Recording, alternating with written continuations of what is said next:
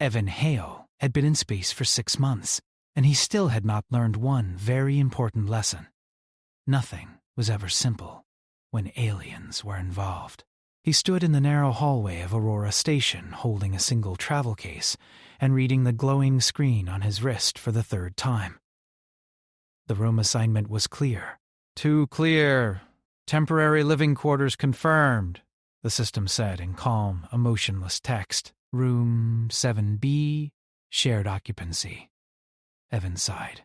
Shared rooms were normal on stations like this. Space was expensive, and humans were used to squeezing into small places.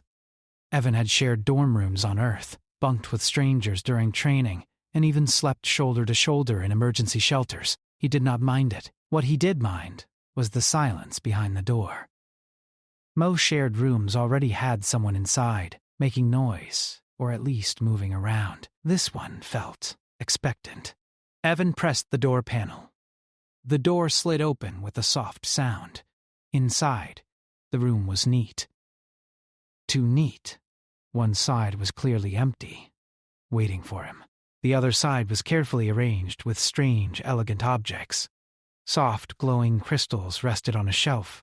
Thin fabric draped the wall in smooth curves. The air smelled faintly sweet, like rain mixed with flowers. And standing in the middle of the room was an alien girl. She was tall and slender, with pale blue skin that shimmered slightly under the lights. Her eyes were large and dark, reflecting everything. Thin markings glowed faintly along her arms and neck, shifting slowly like breathing light. She wore a long, simple garment that looked more ceremonial than casual. She turned the moment Evan stepped inside. Her eyes widened. Then she froze. For a full 3 seconds, neither of them moved. Evan said awkwardly. The alien girl straightened her posture immediately. Her hands folded together in front of her chest in a precise motion. "Greetings," she said in careful English. Her voice was soft, musical, and very controlled. "You are the human assigned to this chamber?" "Yeah," Evan said, lifting his case slightly. "That's me. Evan Hale." The alien girl nodded slowly, as if committing the name to memory. "I am Lirath of the Scifi Collective," she said.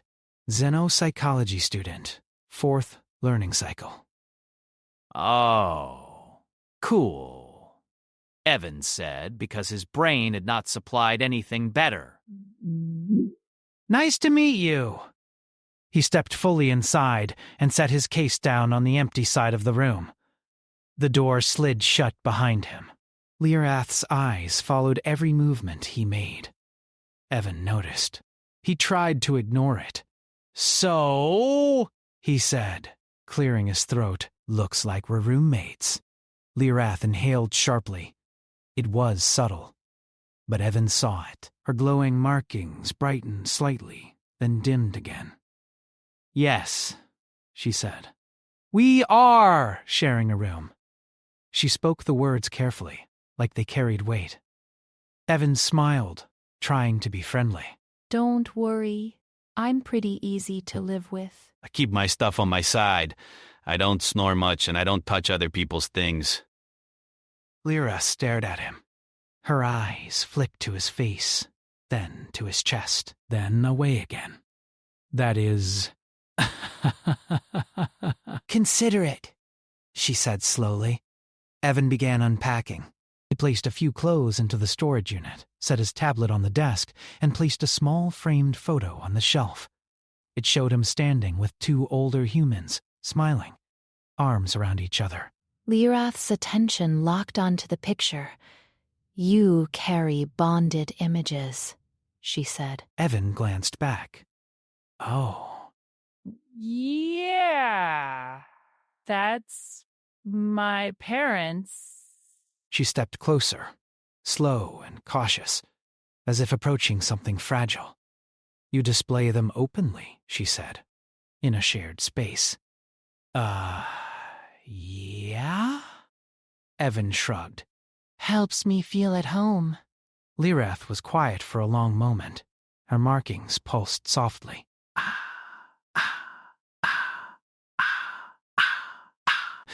Evan felt like he had missed something, but he did not know what. He continued unpacking, humming quietly under his breath. It was an old song his mother used to play while cooking.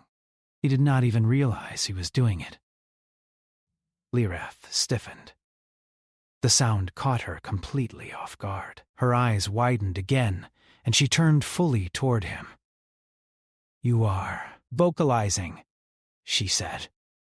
Evan stopped humming. "Oh, sorry." Habit.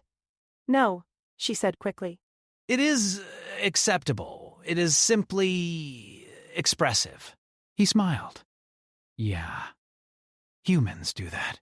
"I am aware," Lirath said, "but not usually during the first phase of shared habitation." Evan laughed softly. First phase? She hesitated. There are stages, she said. Observation, adjustment, emotional alignment. Evan blinked. That sounds official, Iada said. She looked at the empty space between their sides of the room, as if measuring something invisible. "When two individuals share a private chamber," she continued, "it is understood that emotional transparency will increase." Evan paused. He turned toward her, one hand resting on his unpacked case. "Wait," he said slowly. You mean like roommates talk more? Yes, Lirith said, and feel more. Evan chuckled. "Yeah, that happens sometimes." Lirath nodded once, very seriously. "I am prepared," she said. Evan did not notice the quiet determination in her voice. That evening, Evan settled into the station's rhythm. He connected his tablet to the station network, sent a short message home, and stretched out on his bed. Lirath sat at her desk, perfectly upright, reviewing floating holographic text. Every few minutes, her eyes drifted toward him. Evan noticed again. "You okay?" he asked. Yes, she replied immediately. "I am simply acclimating." Cool, Evan said. Let me know if I'm doing anything weird.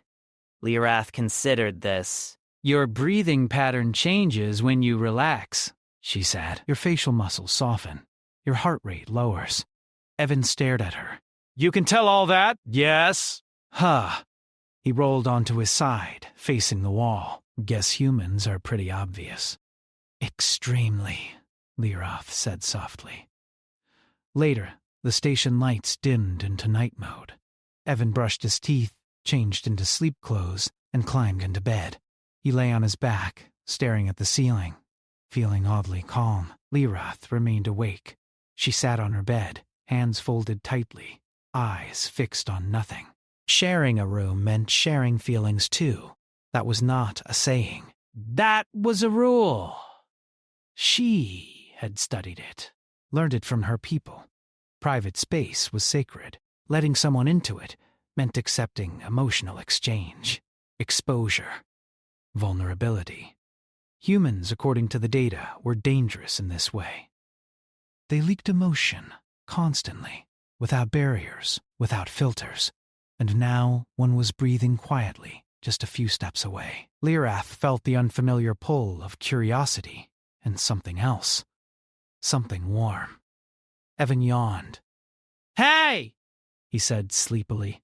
"Night, Lirath." She turned her head slowly. "Good rest, Evan Hale," she replied. As the room settled into silence, Lirath watched him carefully, already feeling the first shift inside herself. The sharing had begun. Morning on Aurora Station did not begin with sunlight. It began with a gentle shift in the room's light panels, slowly brightening from deep blue to soft white. The change was timed to match most species' sleep cycles, though it never felt natural to Evan. He woke with a quiet groan and stretched his arms above his head. His joints popped, and he blinked several times, trying to remember where he was. Then he remembered. Alien station. Shared room.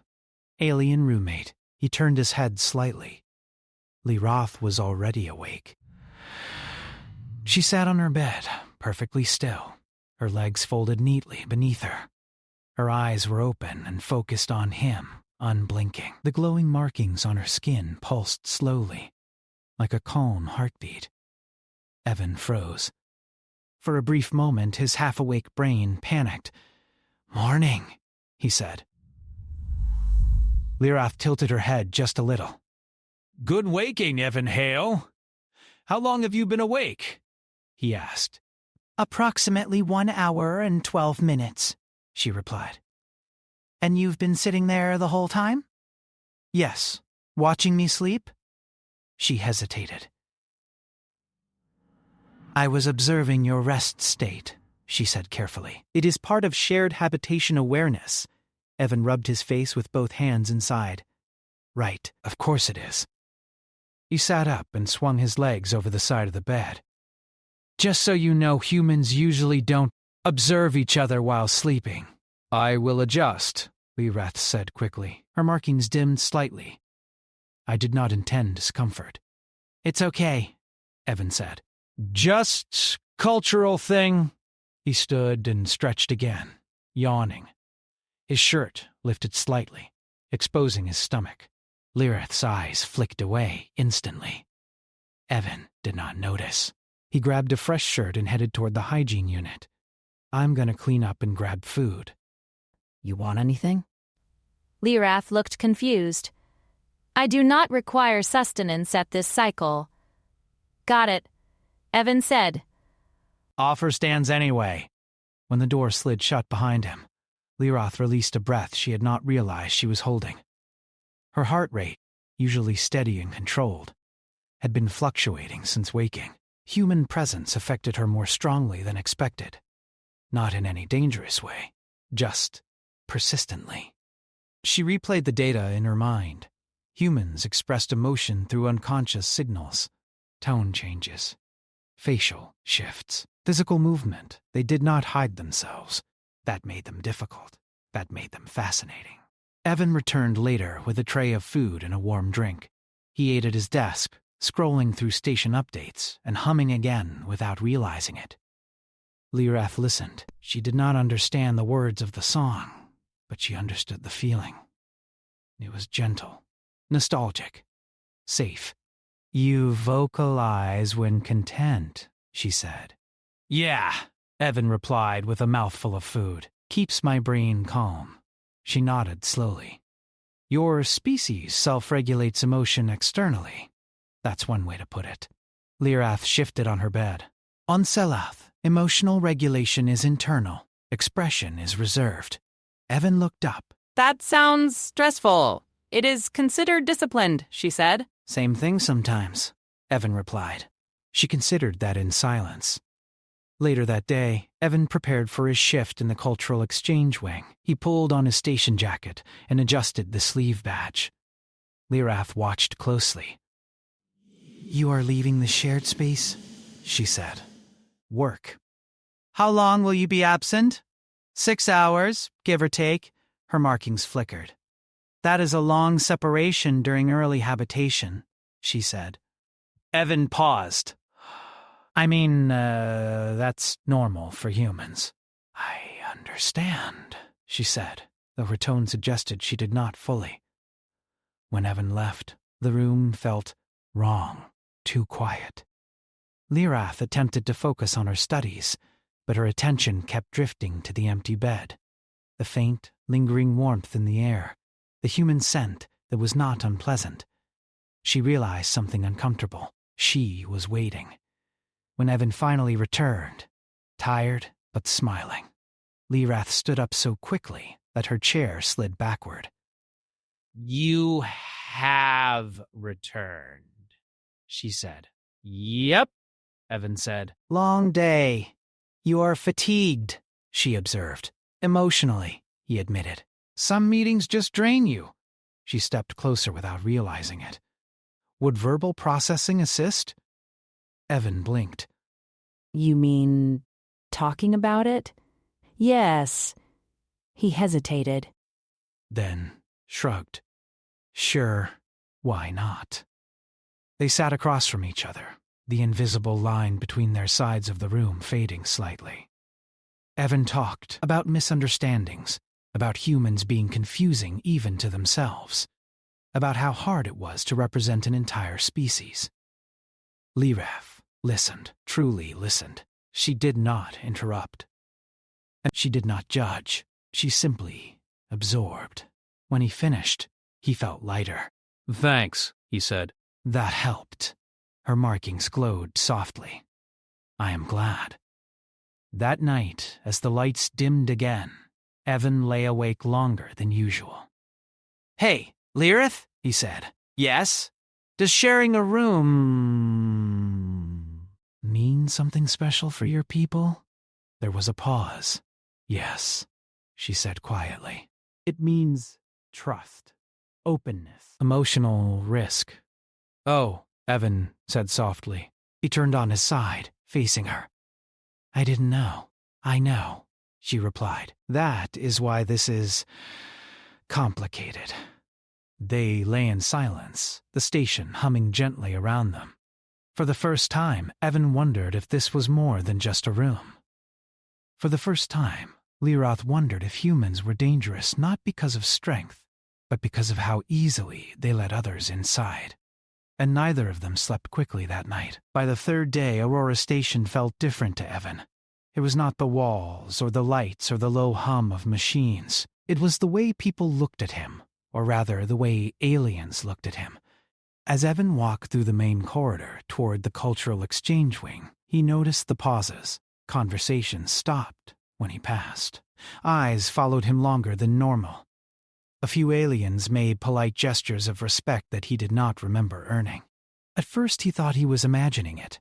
Then an insect-like researcher leaned toward another and whispered, not quietly enough, "That is the human participating in emotional cohabitation." Evan stopped walking. "The what?" The researcher froze. The other one looked away very quickly. Evan frowned and continued on, but the words stayed with him. Emotional cohabitation? That sounded official. Too official. By the time he reached his workspace, his confusion had turned into concern. During his shift, he struggled to focus. His thoughts kept drifting back to Lirath, the way she watched him. The way she listened so carefully. The way the room felt emptier when he was gone. That was normal, right? Roommates noticed each other. Still, when his shift finally ended, Evan felt a strange mix of relief and nervousness as he headed back to their shared quarters. Lirath was pacing when he entered. She stopped the moment the door slid open. "You are late," she said. Yeah, Evan replied. Ran a bit long? Her markings glowed brighter, then dimmed. "I was concerned." Evan blinked. "You were?" "Yes." He hesitated, then smiled. That's nice. Lirath did not smile back. Instead, she gestured for him to sit. "There has been development," she said. Evan sat slowly. That sounds serious. "It is," Lirath replied. "I have been contacted by my academic supervisor." "Am I in trouble?" "No," she said quickly. "Not precisely. That did not help." They are aware of our shared habitation, Lirath continued, and the stage of emotional exchange we have reached. Evan stared at her. The stage of what? She paused, clearly choosing her words carefully. Our proximity has been noted, she said. It has been interpreted as intentional progression. Progression toward what? Evan asked. Lirath met his eyes. Bond formation. The word landed heavily between them. Evan leaned back in his chair. "Okay, I think we need to stop for a second." "Yes," Lirath agreed. I was hoping you would say that. They sat in silence for a moment. "I think," Evan said slowly, "that there's been a misunderstanding." "A big one." Lirath nodded. I have considered this possibility good, Evan said, because I didn't agree to any kind of bonding thing. I just thought we were roommates. Yes, Lirith said. That is where the divergence began, she explained then. Calmly, clearly, without emotion clouding her words. On Seleth, private space was deeply tied to emotional access. Sharing a room meant allowing another being into one's inner life. It was not romance by default, but it was never casual. Humans, according to Salathi research, rarely survived such exposure without forming strong attachments. Evan listened, rubbing his temples. So, by existing in the same room, he said, I accidentally told your people that we're emotionally involved.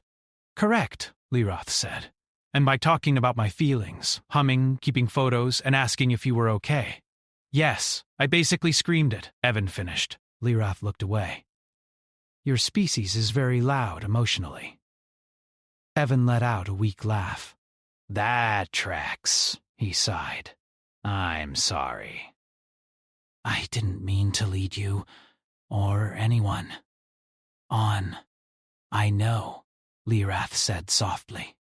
That is why I have not withdrawn. He looked at her. Why haven't you?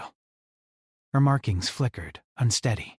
Because, she said slowly, the experience has been valuable. Evan's chest tightened. Valuable how? He asked. She struggled for a moment, then spoke honestly. Humans do not guard their emotions, she said. You let them exist. Even unpleasant ones. You share them without certainty of response. He shrugged. That's how we cope. For my people, she continued, emotion is something controlled, studied, limited. You have shown me another way. They looked at each other, something fragile passing between them. That evening, the station counselor arrived. They were a tall, soft-voiced being with reflective skin and gentle movements. They requested permission to enter and sat with them, hands folded. There has been discussion, the counselor said, about your shared living arrangement. Evan opened his mouth, but Lirath spoke first. There was no intentional deception, she said. The human was unaware of the implication. The counselor nodded. That is understood. Good, Evan said, because I really don't want to cause problems. Nevertheless, the counselor continued, your dynamic has attracted attention.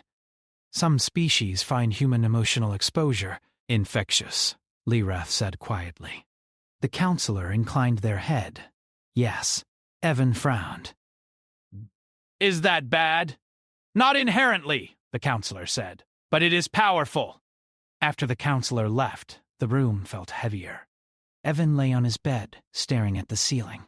I feel like I walked into something way bigger than me. You did, Lirath said. Humans often do, he laughed softly. Fair. Lirath, Evan said eventually. What do you want? She turned toward him. Clarify. About this, he said, gesturing vaguely. Us.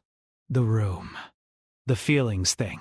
She thought carefully. I want to continue sharing the space, she said, but with understanding. Evan turned to face her. Understanding what? That humans do not assign meaning to space the same way, she said, and that Selathi assign more meaning to emotion than humans realize. Evan smiled faintly. So, honesty? Yes, I can do that, he said. That night, they talked more than before. Not deeply, not dramatically, just honestly. Evan talked about Earth. About how humans built families from choice as much as blood. About how loneliness pushed them together, not apart. Lirath talked about Selath, about quiet cities, about relationships, built slowly, carefully, like fragile structures. Neither tried to impress the other, and that made all the difference. When the lights dimmed, Evan felt something settle inside him, not certainty, but comfort. Across the room, Lirath watched him close his eyes. For the first time, she did not feel overwhelmed by the sharing. She felt steady. And somewhere else on Aurora Station, data logs quietly updated. Human emotional proximity confirmed as a significant cultural force. By the next cycle, the attention became impossible to ignore. Evan noticed it first in the mess hall. When he entered, several conversations stopped. Not suddenly, not dramatically, just enough to be noticeable. A few aliens glanced at him, then quickly looked away. Others studied him openly, curiosity clear in their eyes. He grabbed his food and sat at a table near the window, trying to act normal. It did not work. A tall, four-armed alien approached and stopped a respectful distance away. "Human Evan Hale," it said. "May I ask a personal inquiry?" Evan sighed inwardly. "Depends how personal." The alien tilted its head. "Is it true that you are participating in voluntary emotional cohabitation with a Salathi individual?" Evan nearly dropped his drink. What?" he said. The alien's eyes widened. "That is incorrect. It's complicated," Evan replied. The alien nodded slowly. Humans often say that before explaining something important. Before Evan could respond, another being joined them, then another. Questions came gently, politely, but persistently. How did humans manage emotional exposure? Was it exhausting? Did it cause long-term instability? Could it be learned? Evan felt like a walking experiment. When he finally escaped and returned to the room, he found Lirath standing near the door, her markings glowing brighter than usual. "You experienced social inquiry," she said. "That's one way to put it," Evan replied, dropping into his chair. "I feel like a public document." "Yes," Lirath said quietly. "That is my fault." Evan looked up. "What do you mean?" "I submitted preliminary observations," she admitted. I anonymized you. But humans are identifiable. He rubbed his face.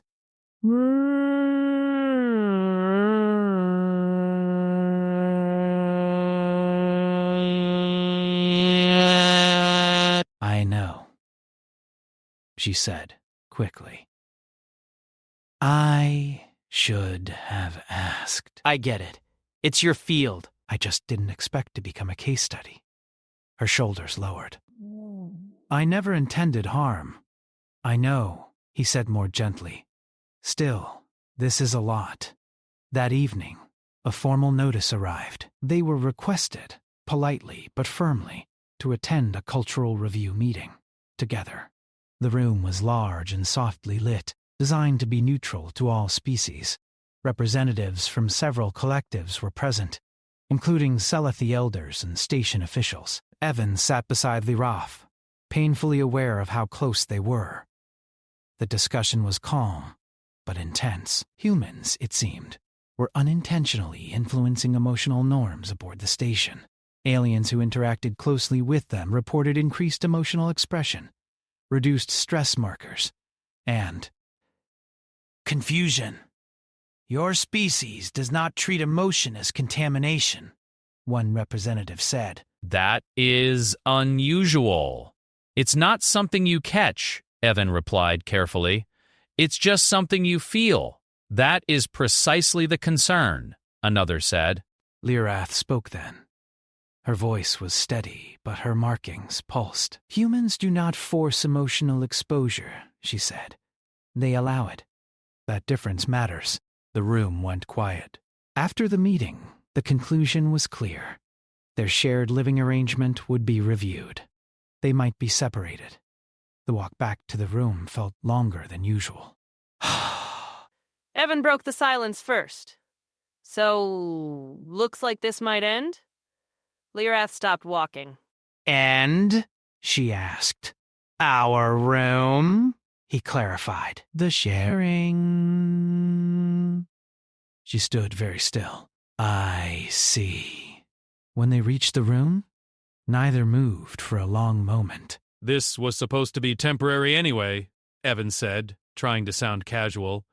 Exchange programs rotate. Nothing lasts forever. Lyrath's markings dimmed. I understand, she said. That is logical. But logic did not stop the tight feeling in her chest. That night, the room felt different. Heavier. Evan lay awake, staring at the ceiling. He thought about how normal this had all felt. How easy it had been to talk to her. How seen he had felt without realizing it. Across the room, Lyrath lay perfectly still. She had always believed emotions were safest when contained. Humans had proven otherwise. Now, the idea of losing that shared space felt Wrong the next cycle. The official decision arrived. They were given a choice. They could separate immediately, restoring cultural neutrality. Or they could remain together, openly acknowledging the emotional bond experiment and accepting the attention and responsibility that came with it. Evan read the notice twice. Bond experiment, he muttered. That sounds terrifying. Lyrath stood beside him. It would formalize what already exists. He looked at her. Does something exist? She met his eyes. Yes! That honesty hit him harder than any official ruling. I don't want to hurt you, Evan said quietly. You are not, she replied. You are simply human. He laughed softly. Yeah, guilty. They talked for a long time. About choice, about intention, about how humans formed connections not because rules demanded it, but because feelings did. In the end, Evan made a decision that surprised even himself. I don't want this to stop just because it's inconvenient, he said. If what we're doing helps people... And if it matters to you, then I'm willing to keep going. Lyrath's markings brightened, warm and steady. Then I'd choose it as well, she said. The response went out. They would stay, not as a mistake, not as an accident, but as a choice. Across Aurora Station, the decision spread quickly. Human emotional openness was no longer an anomaly. It was now a recognized force.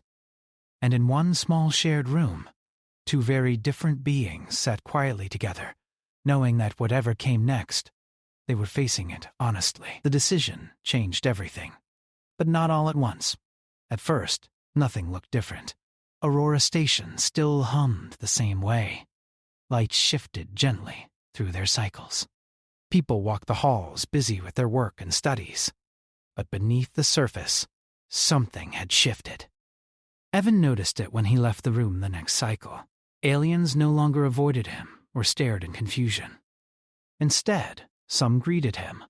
Others smiled in ways that felt uncertain but genuine. A few even tried small talk, awkwardly copying human habits. How are you feeling today? One asked carefully. Pretty okay. Thanks for asking. The alien looked pleased, as if it had succeeded at something important. Back in the shared room, Lyrath sat at her desk, reviewing messages. Her markings glowed with a calm, steady light. There's been an increase in cross-species communication requests, she said. Let me guess, Evan replied. About feelings. Yes, he laughed softly. Figures. Their choice had made them visible, not as a rumor, not as a mistake, but as an example. That scared Evan sometimes. But it also felt right. Over the next cycles, controlled sessions were introduced across the station. Humans volunteered to participate, talking openly with aliens curious about emotional expression. There were rules, boundaries, no pressure.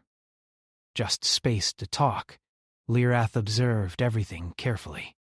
She took notes, recorded reactions, tracked emotional stability. The results were impossible to ignore. Stress indicators lowered. Misunderstandings decreased. Trust formed faster. Humans did not overwhelm others with emotion. They invited it. One evening, Evan returned from a long discussion group and collapsed onto his bed with a tired groan. I talked for 4 hours straight, he said. My throat feels like I swallowed sand. You chose to continue, Lirath said gently. I know, he replied. Still worth it. She turned her chair toward him. You appear fulfilled. He thought about it. Yeah, I do. There was a pause? Lirath? He said. Yes, what does this mean for you? She hesitated. For my people, she said slowly. This changes many things. Emotional access was once limited to the most trusted bonds. Now we see that openness can exist without loss of self. That sounds big, Evan said. It is, she agreed. She stood and walked closer, stopping at the invisible line that once divided their space. It was gone now, not officially, just naturally. When I first shared this room, she said, I believed I was risking myself. And now? Evan asked. I believe I was discovering myself. He smiled softly. The final review meeting was held a few cycles later. This time, the room felt different, not tense. Curious. Representatives listened as data was presented. Human emotional habits were not disruptive. They were adaptive, flexible, surprisingly safe. Lirath spoke last. Humans do not demand emotional surrender, she said. They offer emotional presence. The difference is critical. There was silence. Then, approval. Voluntary emotional cohabitation was formally recognized as a valid cultural exchange practice, inspired by humans. Evan did not cheer. He just sat there, stunned. Afterward, as they walked back to their room, he let out a long breath. Well, he said. Guess we accidentally changed station policy. Yes, Lirath said. Humans excel at this. At what? He asked. Being unintentionally transformative. That night, they sat together on the floor, backs against the bed. Lights dimmed low. No screens, no data. Just quiet. Evan spoke first. I was worried, he admitted. That choosing this meant promising something I couldn't give. Lirath turned her head slightly. And now? Now I think choosing honesty is enough, he said. Her markings brightened warmly. I agree. Time passed. Eventually, Evan's exchange assignment ended. The notice arrived one morning, clear and final. He stared at it, longer than necessary. Lirath noticed immediately. You are leaving, she said. Yeah, he replied. In a few cycles. The room felt suddenly too small. I will miss you, she said simply. He swallowed. I'll miss you too. They did not pretend otherwise. On his final day, Evan packed slowly. The same case, the same photo. Lirath watched, quiet. When he finished, he stood awkwardly, not sure what to do with his hands or his words. Well, he said, this is the part where humans usually say something emotional. I am prepared, she replied. He laughed softly. Of course you are. He looked at her. Really looked. You changed how I see things, he said. I didn't even know I needed that. She stepped closer. You did the same for me. They stood there, the space between them charged with feeling but free of pressure. Evan reached out, not touching, just close enough. Can I? He asked. Yes, she said. They shared a brief, careful embrace. Not long, not dramatic. Just honest. When Evan left, the room felt quieter, but not empty. Across Aurora Station, humans continued to laugh, talk, share, and connect. Aliens listened and learned. Because humanity did not conquer with force.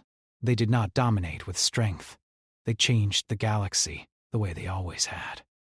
By opening a door, sitting down and saying, "I feel this. Want to talk?"